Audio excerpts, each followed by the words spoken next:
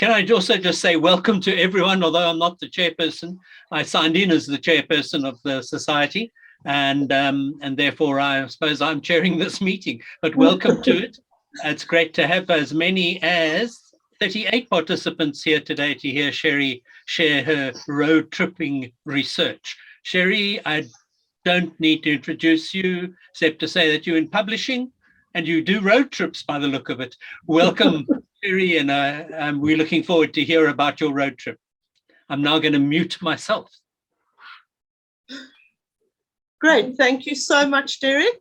And thank you to the other 35 people who've decided to come and listen to me without knowing what I was going to talk about. And this is part of my disclaimer. Up until 8 days ago, there was no talk. My disclaimer is that I'm not Jim Hislop. Up until 8 days ago, in my head, I had recorded Jim Hislop as the speaker today. And when I contacted him actually on the 1st of October to say, hi, are we still on for the 16th? Jim said, you must be mistaken. We did not confirm this. And in fact, I'm only available in November.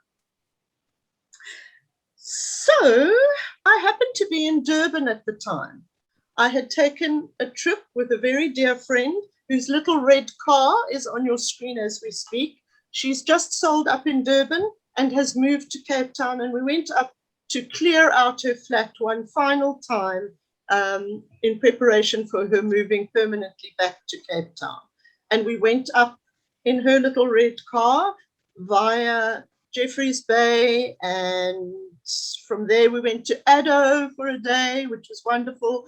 And from there, we went on to sleep in a teepee in Hogsback. And the final day we went to Durban, and we shredded lots of documents and ate in restaurants, and then left there on about the 5th, I think, of October. And at that time, I had no one to speak today. And we decided to come back from Durban via the N1 as opposed to the coast road. And she drove all the way very valiantly. I sat next to her with my cell phone in my hand. And as we passed various landmarks, I would Google or go to Wikipedia to find a variety of information, whole lot of information on the places we were passing. And it was one particular place that really made me think, this has the makings of a talk. And so now you can see day one, we were in Kloof in KZN, and our plan was to go the blue route that shows on your screen via Van Rieenen, Harrismith, Bethlehem, Winburg, Bloemfontein to Colesberg. And that Google Maps tells us is a journey of 9 hours and 17 minutes over 847 kilometers. I want to add that I am not a research expert like a Derek Pratt or a Lila Komnick or those kind of other people that might be attending who do that in a very efficient manner. I'm a real hobbyist as far as research is concerned. But our very first stop along the way from Kloof to Van Rieenen touched me so profoundly that I started to research that family. So my end of my disclaimer says, lots of people present will know more about the content than I will. Please don't hold me to task for that.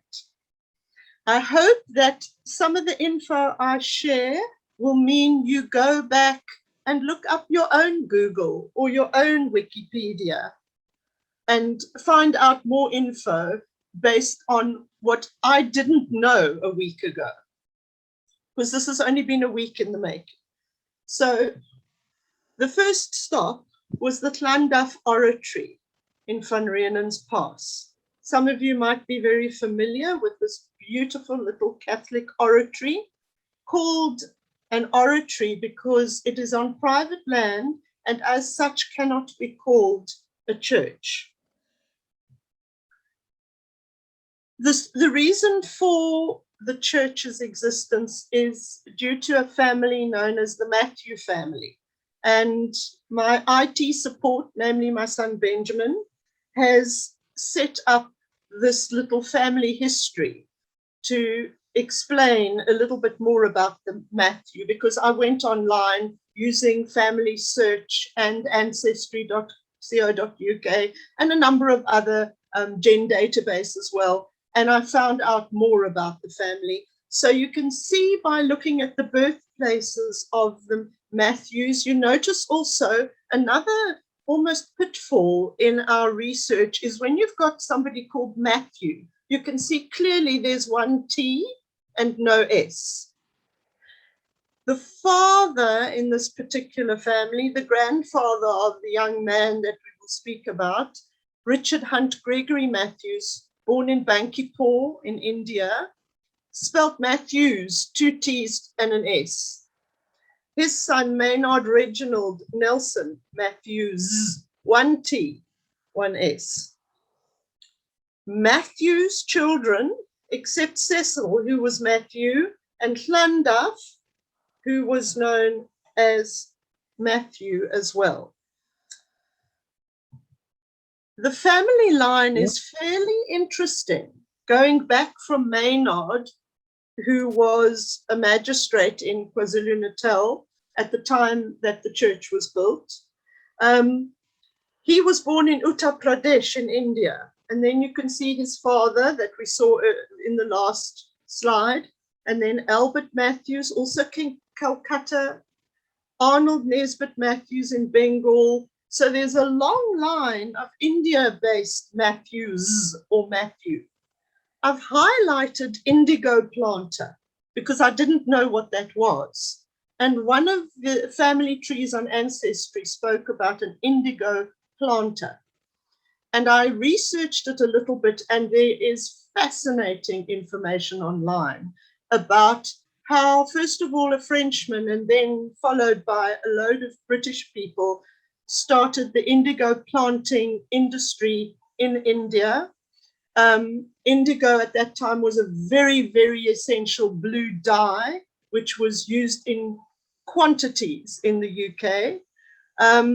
There started an exploitative kind of industry where peasant farmers were used to grow the indigo, and they were loaned money to start their businesses or to get the land on which they grew the indigo. When they brought it to market, they were paid by their landowner.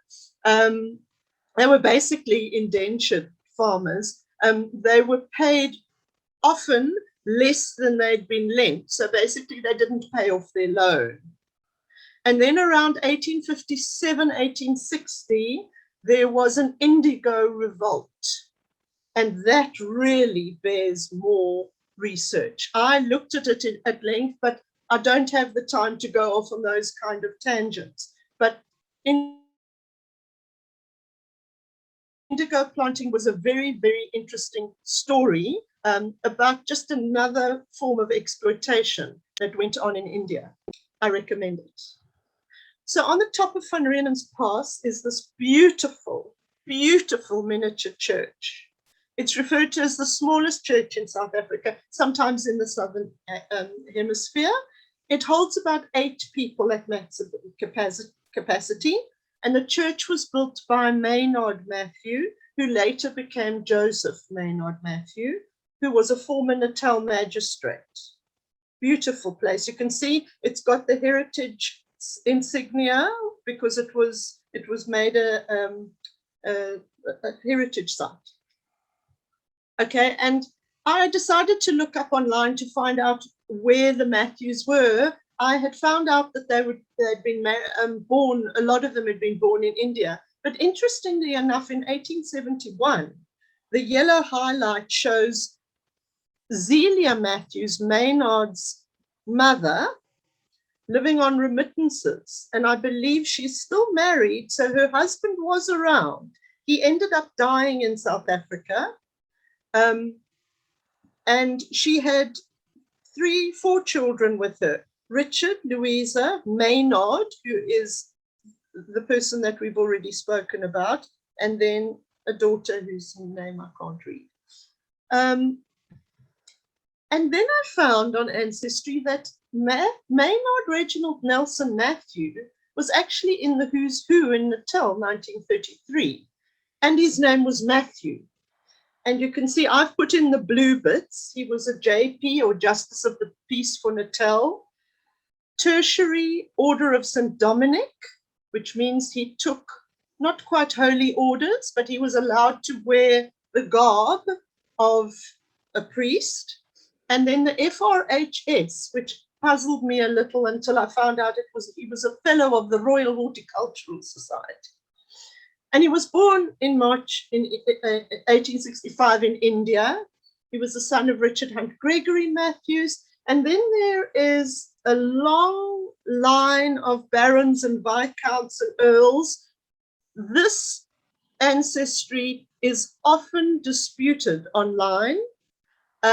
There was talk of the first Earl of Llandaff, who was childless, and therefore there were only pretenders to the, whatever it's called, the baronetcy after that.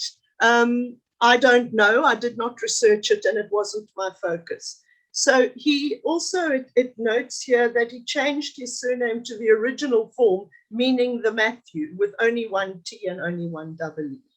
Educated in England, came to Natal in 1878, and then followed a whole lot of magistracies and various small towns, it seems, in KwaZulu-Natal. He married Sadie, whose name was Sarah Jane, who was the eldest daughter. She was born in St. Helena, which I thought was quite interesting. And then you can see some more of his CV below. And he was a magistrate in a number of different places.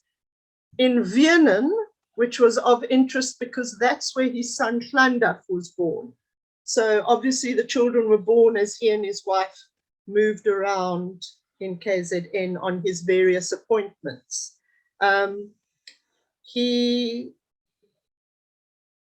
So that's basically the who's who. So he was from an important, influential family. The story, and this is a picture of Maynard Matthew, not of his son. I didn't find the son's picture.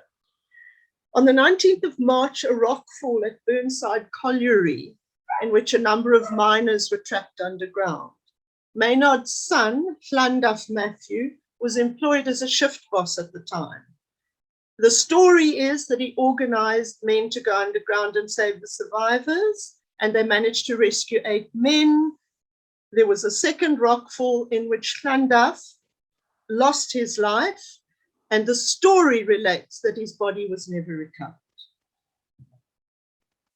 Here is a plaque inside the church that I took, which says, "To the glory of God and in loving memory of Llandaff Matthew, who gave his life to save these at Burnside Colliery, blah, blah, age 28, rest in peace." Now, after this fall, the rockfall and the death of his son, Maynard Matthew resigned his appointment and took holy orders in the Roman Catholic Church. Not 100% true, as he was accepted into the order of the Dominicans, and therefore could wear, as I said earlier, he could wear their vestments.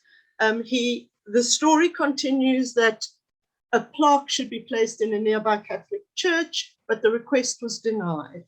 He built the little church known as the Llandaff Oratory to commemorate his son, and then put in the funerary plaque. The reason it's called an oratory, as I said in the beginning, it's not a church, is because it's on private land.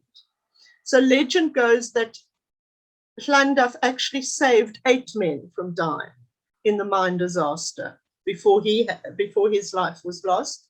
And there are therefore 8 seats in this little church. So fact or fiction, and this is the dad again, Maynard, and Sadie Matthews, very distinguished looking couple. But I found a further report online, very interesting. A Van Rienen historian, Gillis, I think, van Schalkwyk, has proven perhaps that the little church's stories become distorted over time. Clontarf Matthew and only a young mining apprentice were, according to van Schalkwyk, the only 2 people present in the mine during the disaster.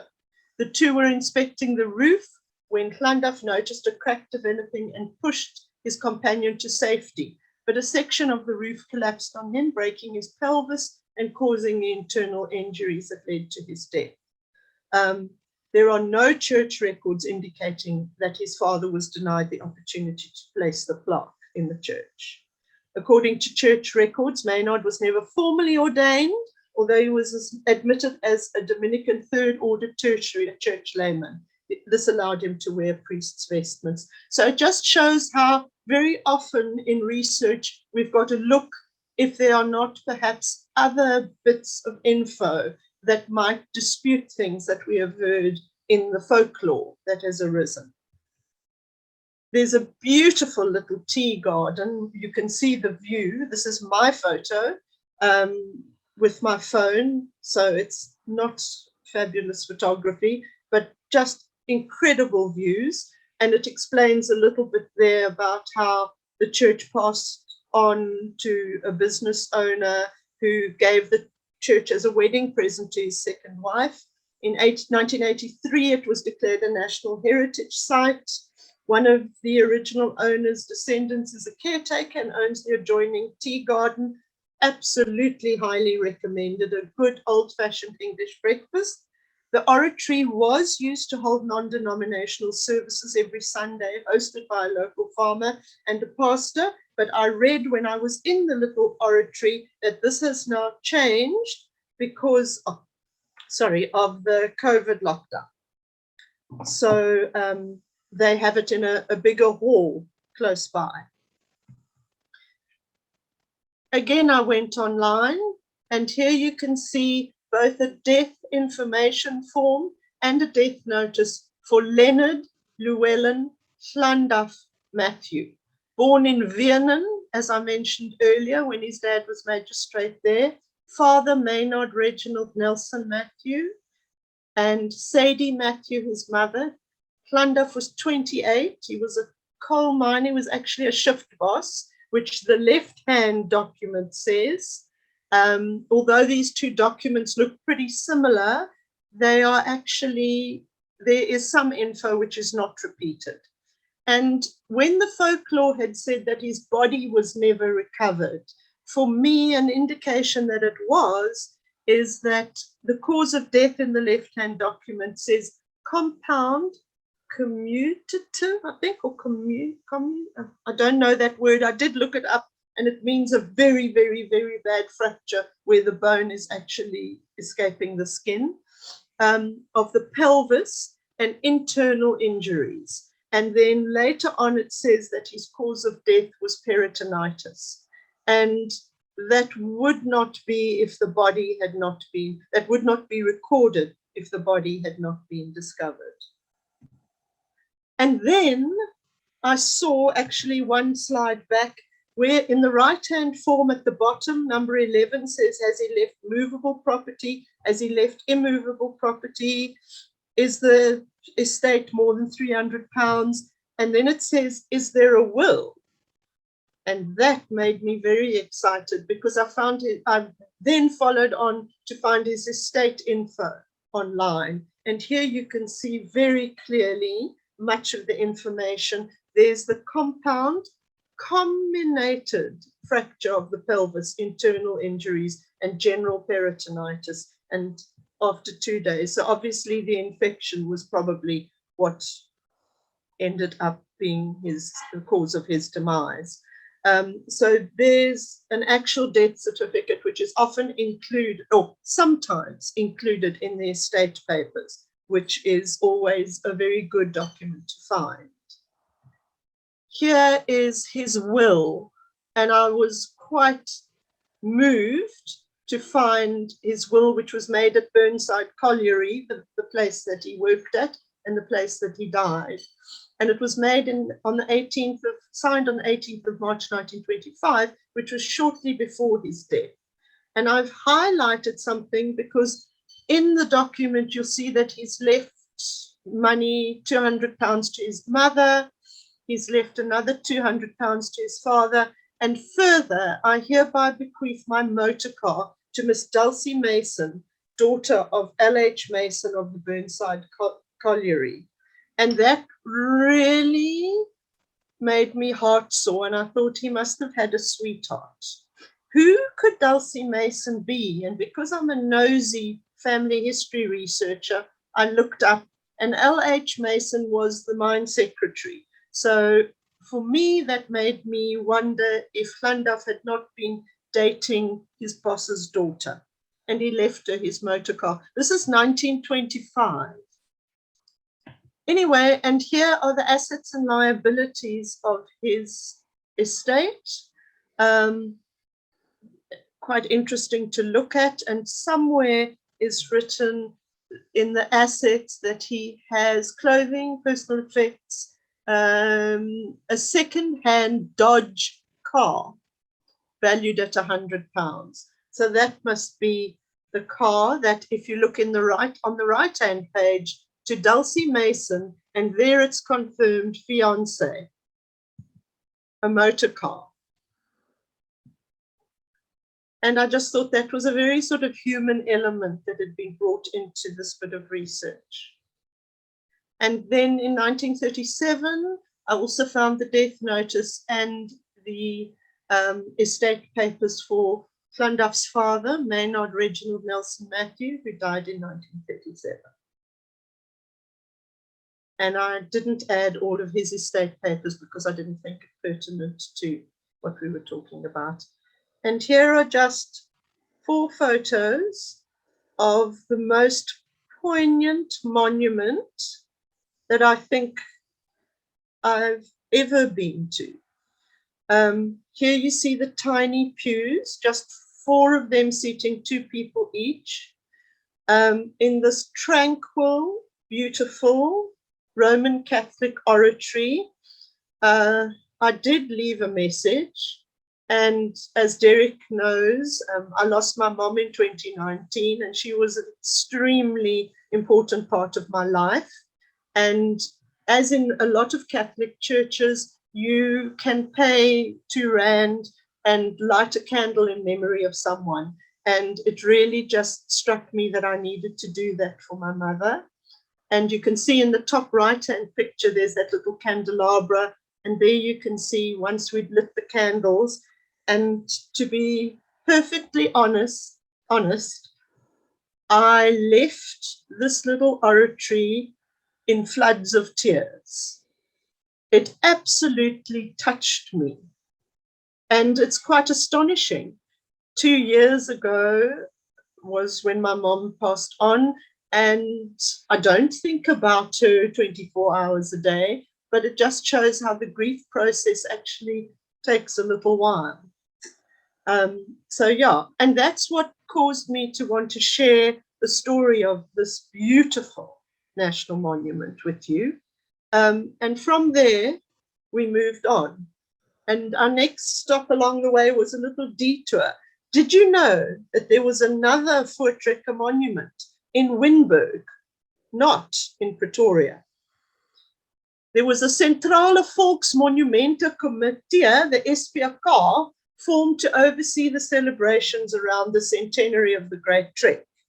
And they decided which sites, they were trying to decide which sites in South Africa had the best sort of links to the Voortrekkers. And although 5 Voortrekker leaders had trekked via Winburg, the final decision, the vote, 14-12, was that the monument should be built in Pretoria. And there were other monuments. There was, I think, in Graafrenet, the church, there was the Blood River Monument.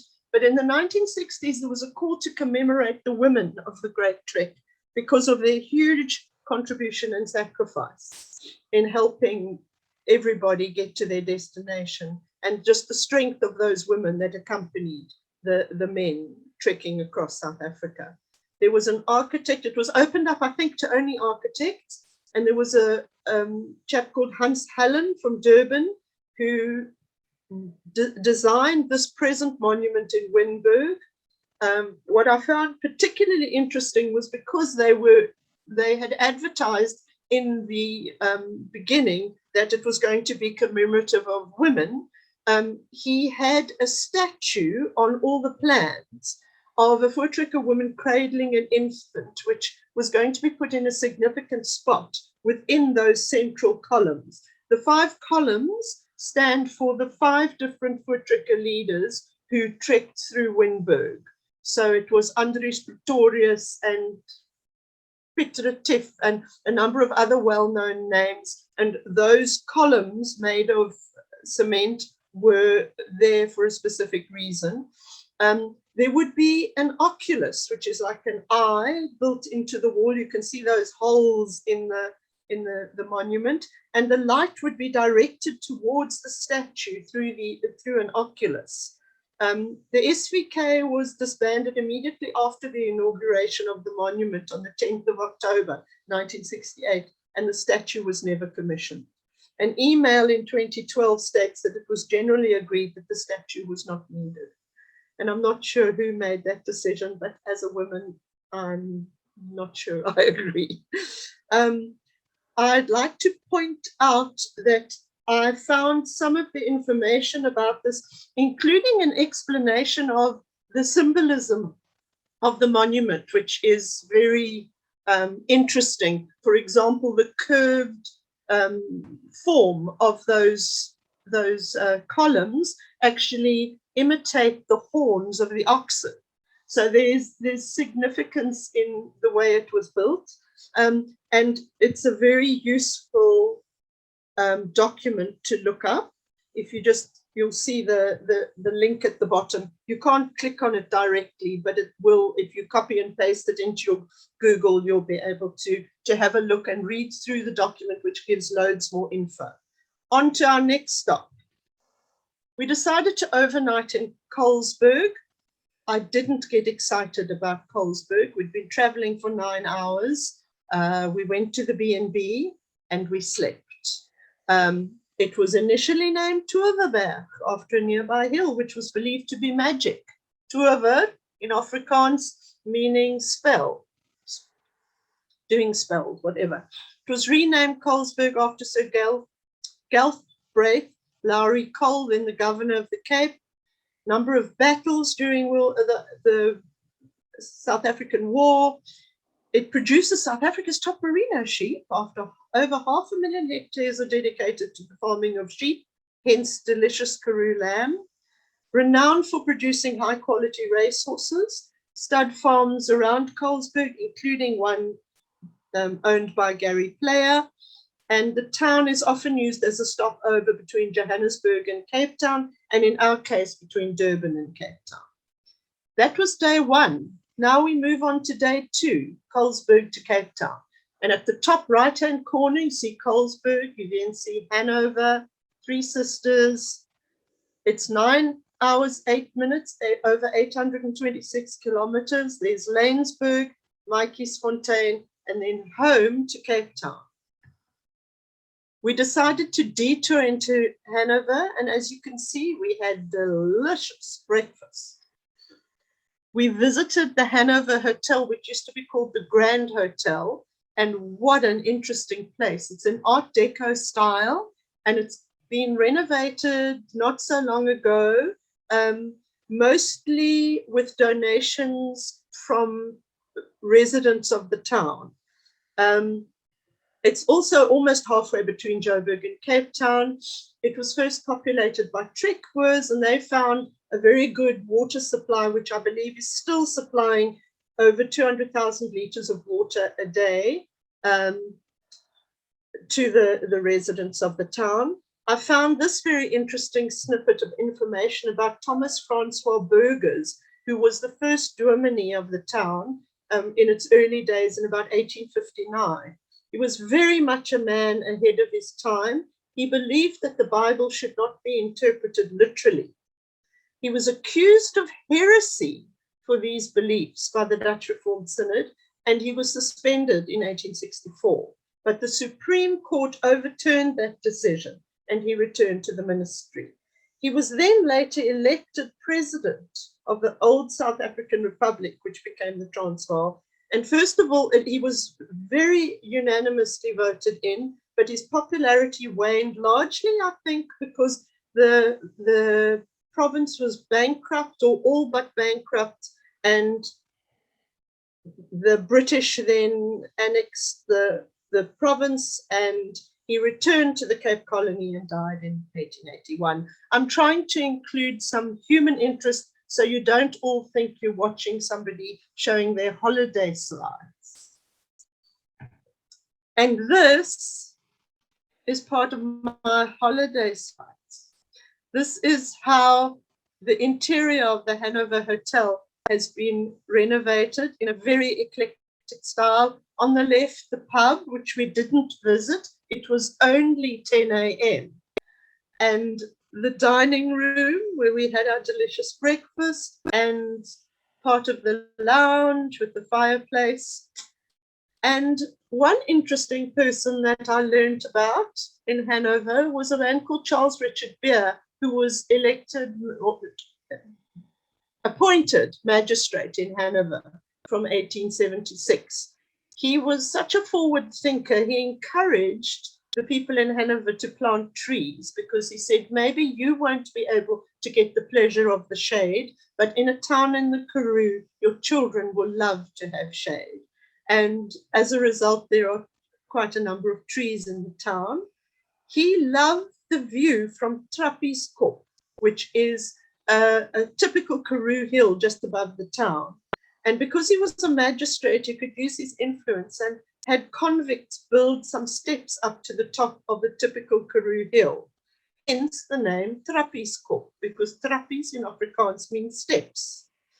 And he was often found watching the sunrise or the sunset from his vantage point on the Koppie, which I thought was just so beautiful. Imagine the absolute love he must have developed for the Karoo, that he would be often found up there just looking at the view. There was a pyramid with a plaque built on the hill in his honor. So that was Charles Richard Beer, who I'd never heard of before. And this is another holiday snap, the Three Sisters near Victoria West, Cape Town.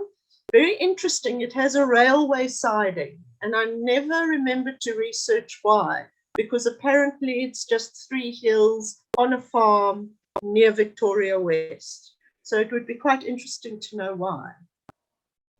And then there was Laingsburg, and I'm sure the majority of us, because it happened in our lifetime, when you talk about Laingsburg, you remember that devastating flash flood that happened in 1981. I can remember I was a teenager and listening to my parents talk about what had happened and the absolute devastation that followed. It was really a very marked occasion in many people's lives. But its early origins in South African history I found quite interesting. This is from Wikipedia.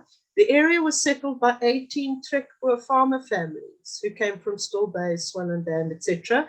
And they were led by the Meyering, Bezuidenhout, Botha, Van Rooyen, Van Heerden, Holzhausen, Exton, De Klooi, Rousseau, Joubert, and maybe more that I can't see on my screen.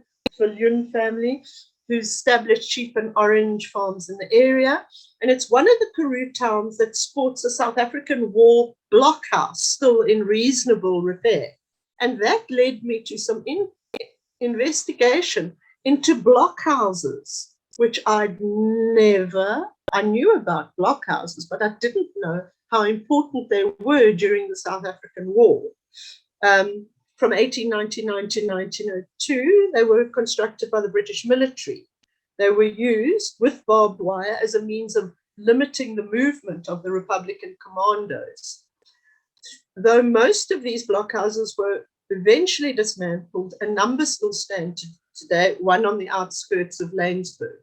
And there's an old map that I found online with how the British were going to, that was their plan. And you can see all the little blockhouses across that map, and they were going to put the barbed wire along there too. There was the Army's Chief Engineer, General Sir Elliot Wood, who first started building these fairly substantial buildings. They were excellently, very sturdily built. You can tell still some going strong today, but they were expensive and time-consuming to build. And the Boers, when they started gaining success with their horse commandos in attacking the infrastructure of the Cape Colony, that was when the British decided to crisscross these barbed wire fences. And the blockhouses formed a very important part of this whole strategic method of keeping the Boer commandos more fenced in. And Wood's prototype was a little bit unwieldy, so they started building smaller, more affordable ones, which I'm sure were easy to put up and would have disintegrated quicker than Wood's ones did. And so it's thanks to General Sir Elliot Wood that we have some of these quite sturdy looking blockhouses that remain to this day.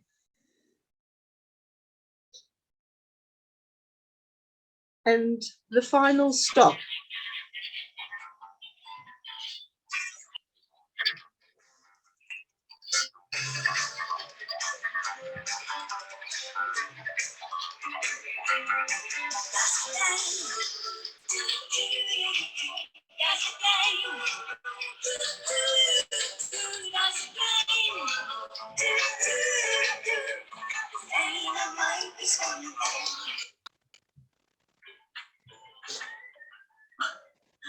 I'm not sure if you heard that. That was Sonia Harold singing Die Trein na Maatjiesfontein.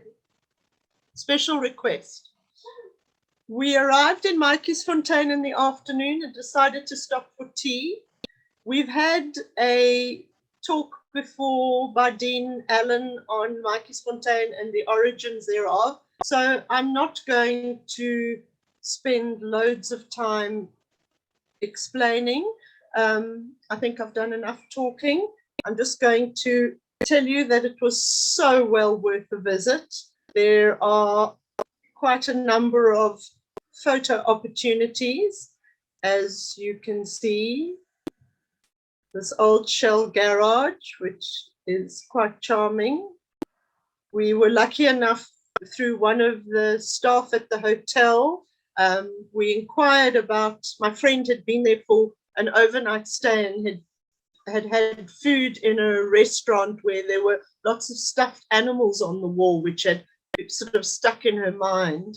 And she wanted to know why there were no stuffed animals on the present dining room walls. And it was because she'd actually eaten in a minor dining room. And this very kind staff member took us on a little tour. Very old and historic little town. Here we have the beautiful entrance hall with the stairs going up, incredibly lovely carvings done on the underside of the stairs there, left and right. And then this is the bathroom. I have a little bit of a fetish for photographing beautiful bathrooms. And then you see actually a picture of me taking the photo. Beautiful Victorian decorated bathroom, beautiful tiles. And then on the Thursday night at 8 o'clock, we saw the familiar sight, which often brings tears to the eyes of returning travelers. And our road trip was done. Thank you for listening.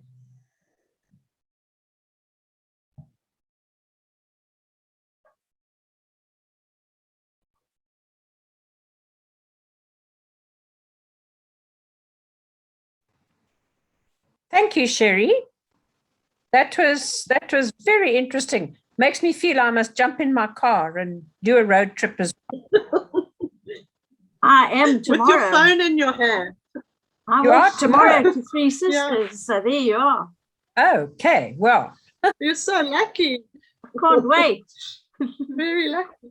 Yeah, I'm sure that's given you a little bit of food for thought, Jo. Lots, yeah. Thank you very much. That was lovely. Well done. Thank you. Myself. If you want Cherie, to make a comment, you've got to unmute yourself, please. sorry, Cherie, this is John Robertson. I know it says Simon on on my screen, but it's my son's laptop. That's why it says Simon. Yes. Thanks. Thank you so much. That was really so interesting. My name is Kimberly, and for the last 30 years, we've been driving through the Karoo backwards and forwards to Kimberley because my mom lived in Kimberley and passed away last year. But I know just after Three Sisters, we normally turn up to Victoria West, you know, and we go that way. But anyway, it was, you know, we love the Karoo. It was so interesting. So thanks so much. Thank you. Yeah. Oh, thank you. Thanks, John. I just want to mention that to everybody, there are two books, Julian Dutoy and Chris Murray, written books called Karoo Roads, Karoo Roads 1 and Karoo Roads 2. That's so interesting. They've got all these little towns and the stories associated with the towns and photographs. But they have a website. The website is called Karoo Space, K-A-R, well, Karoo Space. You go on the website, Karoo Space, you can get books all about the Karoo written by Julian Dutoy and Chris Murray, and they're so interesting. I just wanted to share that with everybody. Yeah, okay. Thank you. Do you know, I must say, John, that what I found quite remarkable, I sort of have an English leaning, a British leaning in my research. And I didn't know much about the Voortrekkers and the Karoo and, you know, the Trekboers and all of that. And as you say, there's just so much rich history that I could have gone on for hours with all of this. But, you know, I curtailed it because it can't become the Cherie Wright show. Maybe when I've joined the society recently, but perhaps Dean Allen touched on this, but the grave of Major General Andy Wauchope, he's buried near Lanesburg, near Mikersfontein. Yes. And on the N1, just after Mikersfontein, there's a sign that says monument, and his grave is there. You know, Dean probably touched on this, but I don't know. He was buried there by mistake. He died at the Battle of Mikersfontein near Kimberley, and then he was meant to be buried at Mikersfontein, but by mistake, his body was exhumed and he was actually buried at Mikersfontein because of the spelling. Mikersfontein and Mikersfontein were so similarly spelled. So pronunciation. His Scottish widow thought he was being buried near the battlefield, but in fact, he was being buried very far from the battlefield. But anyway, Dean might have touched on that story. I don't know. Anyway, yeah. It does sound a little bit familiar. And I'm not sure if this was true, but in Hanover, we remarked, my friend and I both were completely dumbfounded by the size of the Dutch Reformed Church there, because it's quite a small sort of rural town with little houses. And then suddenly this huge Dutch Reformed Church. And the manageress of the hotel was very sweet and friendly in Hanover. And she said that apparently the pulpit there was a wooden pulpit that was delivered in error to Hanover. And it was, I don't know if it was meant to go to Germany, but it was delivered and they just set it up. They were building the church, they put it in. And by the time they realized the mistake, that it was too late because it was deeply embedded in the church. And that sounds also like a bit of a mistaken identity there. Okay. And I think Olive Schreiner lived in Hanover, didn't she? She did. Yeah. Her husband did. Yes. Okay. Craddock. He lived in Craddock. Craddock at the end. This is Jill Corey okay. lived in Craddock. I see. Okay. But thanks so much for the There was quite a long time. Okay. But the Karoo is a fascinating place. Well, thanks so much. Thank you, Cherie. Thank you. Cherie, why did you just Can I speak? This This is Jill. Can I? Hang on a moment, Jill. Why did you choose the Matthew family? Why did I choose them? to do that research and everything? Just out of nieuwsgierigheid? Yeah, just because I thought, what a unique story that a father had gone to such great lengths to commemorate his son. And I just thought it was so tragic that this boy had died at 28. So literally, I started researching when I got back to Cape Town a week ago. And Right. I've spent far too long online, but I've thoroughly enjoyed finding, you know, I like the human interest. That's why I think people say that there's a difference between being a genealogist and a family historian. A genealogist just goes back and sees if William the Conqueror really was their ancestor. But a family historian finds out that he gave a second-hand Dodge car to his girlfriend in his will. You know, it just strikes me. Jill has a question. Jill? I don't have a question.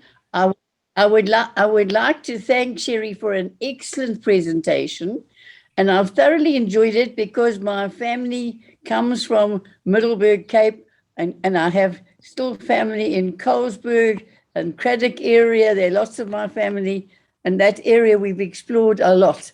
And you added a number of items which I've enjoyed. So Cherie, thank you very much indeed. It was excellent afternoon. Thank you, Jill. In my Kennett family, in fact, my great-grandfather was the ranger of Colesberg municipality in the 19th century, which included having to go and shoot a circus lion that had escaped, which is rather fascinating. No. I'm sure the Shame. lion had no Poor teeth lion. or anything, but still. Poor lion. Yeah, quite. Are there any other questions that anyone yes, wants to comment? Hi, Cherie, that was interesting. It's amazing what one can find out about some of these little places. As far as Winburg's concerned, I visited it a few years ago because my grandmother was born there. And as I understand it, it was the original capital of the Free State. Yes. But one of the things they had there was a pretty bad concentration camp. And there are a number of graveyards there. But the rather striking thing is if you go to the graveyard that dealt with the people in the concentration camps, the one for the British soldiers is beautifully preserved. Everything is spotless. The one for the poor victims of the concentration camp is really desolate. And it's quite sad when there are just a couple of granite things that stick up and just list all the little kids who died, in that concentration camp, apart from the parents. So the contrast between the two, the British soldiers and the others, is quite striking. The other thing about Hanover and Burgers, who was the doorman and became the president, I think any coin collector will probably realize that what's quite valuable is there were a few gold coins that were struck with his head on, and they're so-called Burgers Ponts that are pretty valuable. It came out before the Kruger gold coins. But thanks for that, Cherie. That was interesting talk. Cherie, I was very interested at your mention, of the indigo traders in India. There was an exhibition some years ago, and I don't know if it's still on, at the Slave Museum in Cape Town, on Shweshwe, or German print as it was known.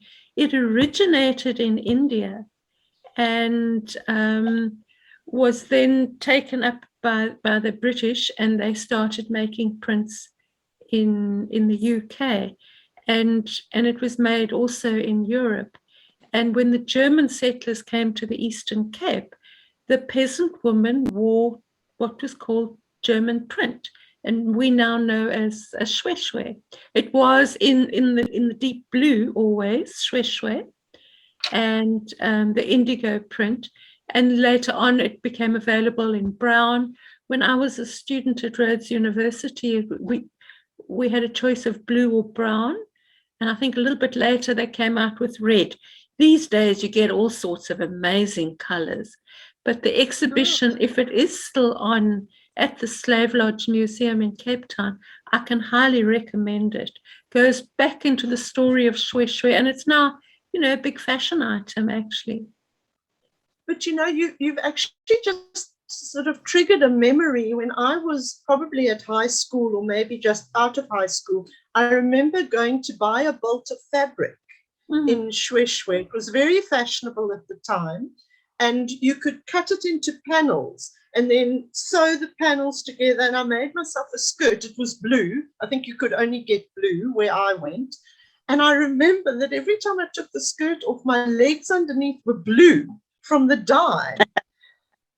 And now I realize that would have been the old vegetable dye, whereas these days they use, I think, synthetic dyes, but it's still done at Dagama factory outside King Williamstown in proper good cotton. And people test if it's the genuine Three Cats shwe shwe by tasting it. Oh my word, how interesting. You normally go into a fabric shop and you just kind of feel the material.